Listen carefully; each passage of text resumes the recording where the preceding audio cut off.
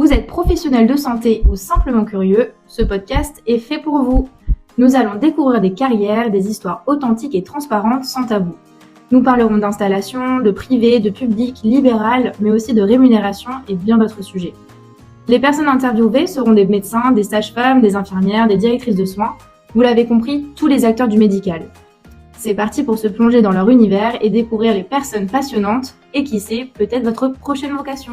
Bonjour, Pauline, donc fondatrice du cabinet de recrutement Madeline. Je suis ici aujourd'hui avec le Dr Blum, spécialisé en MPR. Du coup, on va revenir en détail sur son parcours professionnel jusqu'à aujourd'hui pour qu'elle puisse un peu nous indiquer son retour d'expérience tout simplement entre son parcours d'interne jusqu'à aujourd'hui qui est très intéressant. Donc, je vais vous laisser vous présenter pour commencer, comment ça s'est passé aussi votre parcours quand vous étiez en internat. Ok. Alors déjà, bonjour Pauline. Donc moi, je suis Chloé Blum, je suis médecin effectivement MPR, donc médecine physique et réadaptation. J'ai fait toutes mes études à Strasbourg. J'ai fait d'abord médecine pour faire de la gériatrie, je voulais m'occuper des personnes âgées. Et au fil des stages d'externat, j'ai découvert la MPR et mon choix s'était arrêté entre la MPR et les soins palliatifs. Et j'ai finalement choisi la MPR pour m'occuper de handicap lourd. Donc je me suis spécialisée dans la rééducation neurologique, donc les AVC, les traumatisés crâniens. Je me suis occupée d'un service justement de cérébrolésion dans un centre de réadaptation.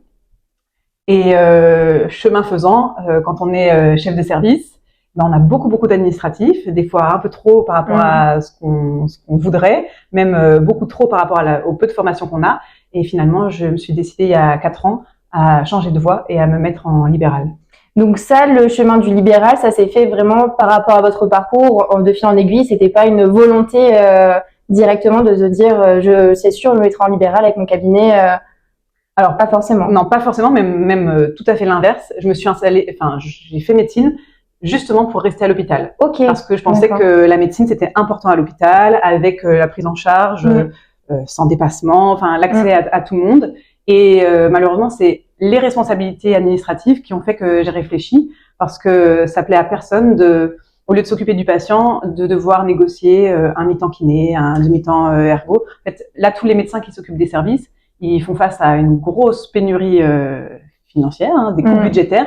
Donc, on passe beaucoup de temps à faire des choses qui ne sont absolument pas de notre ressort. Mais finalement, tout le côté médecine pour lequel vous avez fait les études se minimise au maximum pour s'occuper beaucoup d'administratifs et autres. Exactement. Ok. Et donc, c'est là où le chemin, vous a dit, pourquoi pas le libéral. Et ça s'est fait comment? Parce que le libéral, on sait qu'il y a quand même des étapes aussi à valider, avoir une structure à créer aussi, ou peut-être à trouver. Est-ce qu'on se met toute seule? Est-ce qu'on prend un associé? C'est vraiment des questions qui sont importantes et qu'on pense simples, mais c'est quand même un minimum de travail et de réflexion aussi en amont. Alors même plus qu'un minimum de travail. En fait, chez moi, c'est un peu particulier. Lors de mon internat, j'ai fait un interchu, les stages qu'on fait à l'extérieur de notre fac de base, pour apprendre la neurourologie. En fait, dans ma spécialité, je suis quand même hyper spécialisée dans tous les troubles périnéaux, donc les troubles urinaires, fécaux, sexuels, les douleurs pelviennes chroniques. Et en fait, c'est parce que pendant mon internat, j'ai fait beaucoup de DU, donc DU de neuro-uro à Paris, DU des douleurs pelviennes, DU de la sexologie. Et donc, grâce à toutes ces surspécialisations, ça avait un petit peu de sens de se dire, on va prendre en charge des patients qui ont des troubles de façon un peu globale. Plutôt que chacun voit par la lorgnette, c'est-à-dire le gastro va regarder la constipation, l'uro, les problèmes urinaires. Et en fait, dans votre périnée, c'est la crise du logement. S'il y a un problème uro, il y a souvent un problème fécal, et ainsi de suite. Et c'est un peu le combo. Et donc, quand je suis allée à Paris, ils avaient justement mis en place cette prise en charge multidisciplinaire et globale de tous les problèmes périnéaux. Et je me suis dit, c'est ça que je veux faire. Ouais. Donc, je voulais d'abord le faire à l'hôpital, mais comme beaucoup de projets, c'est compliqué. Et donc, j'ai fait en ville. Ouais, c'est ça. Et en ville, est-ce que vous avez eu de la difficulté du coup donc là, vous avez fait votre DU, vous avez été formé justement à cette globalité-là. Et ensuite, comment ça s'est fait votre expérience? Vous avez rejoint un cabinet Alors, j'ai pas rejoint de cabinet. Et ici, c'est un cabinet un petit peu particulier. On est à la Maison du Périnée. C'est un endroit où il y a juste un médecin, c'est moi, mais toute la prise en charge globale, elle est faite de façon multidisciplinaire. C'est ça mon objectif, c'était de recréer la prise en charge multidisciplinaire qu'on peut avoir à l'hôpital, mais en ville. Ça veut dire qu'on a des kinés, une sage-femme sexologue, une psychologue, on a une ostéopathe, on a des assistantes, pour qu'en fait la prise en charge justement soit globale et que on puisse discuter des patients, que l'expertise de chacun, puisque tout le monde vient d'un monde différent. Moi, j'ai pas la même expertise qu'un kiné, qu'un ostéopathe, et la richesse de la prise en charge, elle vient justement du fait qu'on peut communiquer. Donc c'est pas une installation normale de médecins, voire un cabinet multimédecin mais entre médecins. Là, c'est un petit peu particulier. Donc c'est pour ça que j'ai eu beaucoup de difficultés. En fait, il faut savoir que normalement, on n'est pas censé travailler avec d'autres thérapeutes que juste des médecins. Donc c'est grâce à l'ordre des médecins qui a bien voulu accepter ma formule, mais sinon c'était pas aisé. Donc on a dû beaucoup négocier et on a eu beaucoup d'aide de l'ordre des médecins. Ok, oui, donc vous avez été soutenue aussi par eux et donc ça veut dire que vous êtes la seule du coup à faire ce type de proposition de soins finalement qui est complètement global. Alors par rapport à la thématique que j'ai, moi ici dans le Bas-Rhin, oui, on est les seuls. Après, c'est ce qui va se créer partout puisque c'est l'objectif de tout le monde, c'est qu'on travaille en réseau, c'est l'article 51 que vous connaissez. Enfin, c'est essayer de faire des prises en charge justement avec des interconnexions sur les différents thérapeutes. Donc c'est ce qui va se créer partout. Génial. J'avais une question pour toi parce que je sais que j'ai beaucoup d'internes qui me posent souvent ces questions-là quand on interviewe des libéraux. C'est comment est organisée une semaine finalement, votre semaine type au niveau de la patientèle. Comment ça s'organise au niveau des activités, des spécialités que vous faites? Ok, alors dans la semaine, globalement, en fait, par demi-journée, il y a des thématiques de consultation. Donc d'abord pour les consultations, j'ai les problèmes urinaires. Donc là, j'ai des hommes, des femmes, des enfants, parce que ça va de l'incontinence urinaire d'effort aux problèmes neurologiques, aux petits garçons énurétiques la nuit.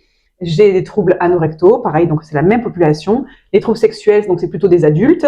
Et les douleurs, là, malheureusement, ça touche aussi tout le monde. À côté de ça, j'ai des plages horaires dédiées au bilan urodynamique. Ça, c'est des examens un petit peu particuliers qui nous permettent de voir comment fonctionne la vessie.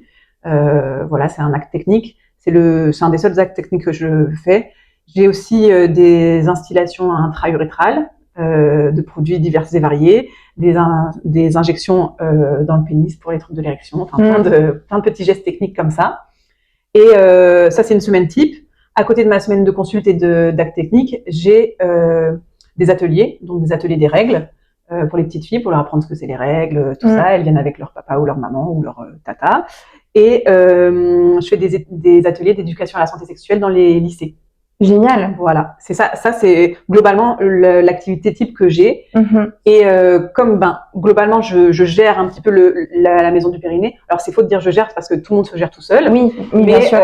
On fait un peu des protocoles pour que un type de patient puisse bénéficier de l'ostéo s'il a des douleurs, des ondes focales, enfin peu importe les différents traitements que je prescris. Comme ça nous permet d'avoir un cadre un peu suivi. Génial. En fait, c'est hyper complet. C'est vous qui organisez finalement. Alors bien sûr, il y a toute l'équipe pluridisciplinaire, mais je veux dire tout le côté prévention, c'est parce que c'est vous qui l'avez choisi aussi. C'est ça l'intérêt du libéral. C'est-à-dire que à l'hôpital, on peut avoir plein de projets, mais on se heurte souvent à beaucoup de difficultés. Alors qu'en libéral, on peut avoir les idées les plus farfelues du monde. On essaye. Si ça marche, c'est bien. Et si ça marche, c'est pas grave. Et donc c'est pour ça qu'on peut tout faire.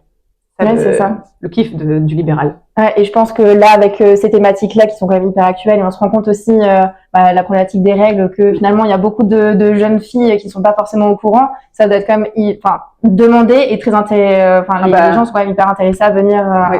L'atelier des règles, il est tout le temps plein et je pense que c'est le meilleur moment dans ma vie pro. C'est vrai. Ah oui. Quand même avec les ateliers d'éducation sexuelle au lycée, parce que c'est dur, c'est hard, mais on sort, on se dit qu'on a fait un truc, quoi. Et du coup, ça c'est intéressant. Dans quel sens vous dites que c'est hard du coup? C'est au niveau de la réaction des étudiants, au niveau de la communication, le message à faire passer. La joute verbale est de plus en plus compliquée. Je vais avoir l'air d'une vieille, mais avant, je pouvais passer tous les messages sans souci. Là, si je parle homosexualité, on m'insulte d'abord et après on me laisse parler. Et il y a quand même une grosse baisse de la tolérance au niveau de la sexualité. C'est-à-dire que, à l'inverse de tous les réseaux sociaux qui font de l'éducation hyper bien à la santé sexuelle et tout, dans les lycées, c'est de pire en pire. Oui, ils se sont un peu renfermés. Vous avez senti vraiment un changement de la société aussi finalement. C'est pas tellement être renfermé, mais c'est vraiment avoir fait un recul sur ce qu'on tolère, ce qu'on tolère pas. La prévention n'a jamais été aussi mauvais, d'accord. Ils mettent plus de préservatifs, ils savent plus que. C'est vraiment très compliqué. Mais on y va et on sait qu'on a été utile et que même si 10% de l'information est passée, ça sera déjà ça. Ça sera déjà ça. Oui, faut pas lâcher. Ok, génial. Et pour revenir aussi sur une semaine type, c'est plus sur le question organisation et administrative du cabinet, parce que vous l'avez signifié aussi dans l'hôpital, c'était quelque chose qui était quand même assez conséquent. Administratif, comment vous arrivez à le gérer finalement ce temps administratif, parce que vous êtes c'est en charge, c'est vous qui devez tout gérer. Comment vous organisez dans la semaine pour aussi pouvoir vous octroyer du temps sur ces tâches-là? Alors moi j'ai beaucoup de chance, j'ai une secrétaire qui gère toutes les prises de rendez-vous bien sûr, mais qui va gérer aussi les différents thérapeutes, les plannings, tout ça. Et j'ai une assistante médicale à côté de ça qui va gérer tout ce qui est plus médical, protocole de prise en charge multidisciplinaire, ce genre de choses. Donc ça veut dire j'ai beaucoup de chance parce que je peux déléguer. Oui, voilà. Ça c'est bien effectivement. Ok, génial. Une autre question également. Alors ça c'est une question qui m'est souvent posée, où on est plus ou moins à l'aise dessus. C'est une question de la rémunération. Je sais que ça dépend sur beaucoup de critères, c'est-à-dire au niveau du nombre de patients qu'on voit, au niveau vous en avez parlé, vous faites de la prévention aussi à côté, donc vous faites pas 100% des actes ou des consultations. En moyenne, si vous êtes à l'aise avec ça, à l'année, si on peut un peu comparer sur un début d'installation et aujourd'hui, est-ce que à combien vous êtes sur une fourchette si vous êtes Alors, à l'année, c'est pas une histoire d'être à l'aise, c'est à l'année, je saurais pas vous dire exactement. Bah si, en fait, c'est facile. Je gagne comme une gynéco-femme. Okay. Vous savez qu'il y a des grilles parce que si on est une femme, oui, on travaille moins, et ainsi de suite. Moi, je travaille 40 heures par semaine que j'ai réparties en 4 jours. Donc, comme ça, j'ai 2 demi-journées pour faire le taxi de mes enfants. Hein. Oui, vous avez une vie. Souvent ça. Et globalement, à l'année, je gagne entre 90 et 120. Voilà, ok, oui, c'est ça. Parce que j'ai des gros frais de structure. Mais c'est ça. J'ai des très gros frais de structure que les autres n'auraient pas parce que, en fait, quand on s'installe en libéral et qu'on décide de se mettre, par exemple, avec 3 médecins, on va séparer les frais en 3. Oui. Moi, j'ai fait le choix de faire du multidisciplinaire. Ça veut dire que je partage les frais, pas du tout à proportion de la présence des uns et des autres, parce que je gagne beaucoup plus que les autres thérapeutes. Un kiné, il peut pas se permettre d'avoir un cabinet Place Kléber, une secrétaire. Enfin, donc moi j'ai fait le choix. Je prends à peu près en charge 80% des frais, et malgré ça, je vis bien, tout va bien. Mais c'est un choix que j'ai fait. C'est-à-dire que oui, si j'avais voulu gagner beaucoup plus, je me serais mis avec. Vous voyez, il y a 4 salles dans la maison du Périnée. On se serait mis à 4 médecins. Et alors là, j'aurais décollé. Mais c'est pas le but de la prise en charge. C'est pas le but de la prise en charge, et c'est pas non plus votre but aussi. Ça se ressent dans votre propre personne aussi, c'est pas le but numéro 1. Non, c'est de loin pas le but numéro 1. Parce que vous me demandiez ma journée type. Oui. Moi, j'ai des créneaux de consulte assez longs. Ok. Ça c'est mon confort parce que ici, on fait du dépistage systématique de violences faites aux femmes.